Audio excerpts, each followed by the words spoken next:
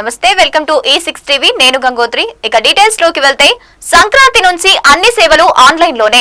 ఆర్టీసీలో సేవలు మరింత మెరుగుపరిచేలా చర్యలు తీసుకోండి. డ్రోన్ సేవలు మరింత విస్తృతపరచాలి.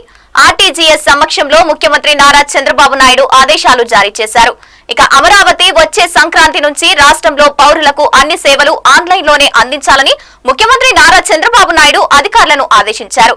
ఈ దిశగా ఆయా శాఖలన్నీ చర్యలు తీసుకోవాలని సూచించారు. ఆర్టీజీఎస్ పై సీఎం సోమవారం సమీక్ష నిర్వహించారు. సంక్రాంతి నుంచి ప్రజలకు అన్ని సేవలు ఆన్లైన్ లోనే అందజేయాలన్నారు. ఆన్లైన్ లో సేవలు అందించడం ద్వారా ప్రజలకు సేవలు పారదర్శకంగా అందడంతో పాటు వారిలో ప్రభుత్వ పనితీరు పట్ల సంతృప్తి స్థాయి పెరుగుతోందన్నారు.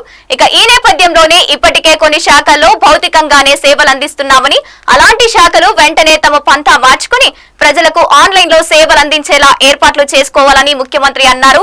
ఇక ప్రజలకు కావాల్సిన ప్రభుత్వ సేవలన్నీ ప్రభుత్వ కార్యాలయాలకు తిరగడానికి లేకుండా మనమిత వాట్సాప్ ద్వారా గవర్నెన్స్ ద్వారా అందజేస్తున్నామని, దీనిపై ప్రజల్లో విస్తృతంగా అవగాహన కల్పించాలని ముఖ్యమంత్రి చెప్పారు. ఇక రిజిస్ట్రేషన్ల అనంతరం డాక్యుమెంట్లు కొరియర్ ద్వారా నేరుగా సంబంధిత వ్యక్తులకు ఇళ్లకే పంపే ఏర్పాట్లు చేయాలన్నారు. ఆర్టీసీ సేవలు మరింత మెరుగయ్యేలా చూడాలన్నారు. బస్టాండు ప్రాంగణం, పరిసరాలు, టాయిలెట్ల వద్ద పరిశుభ్రంగా పాటించే విధంగా చర్యలు ఉండాలని సీఎం అన్నారు.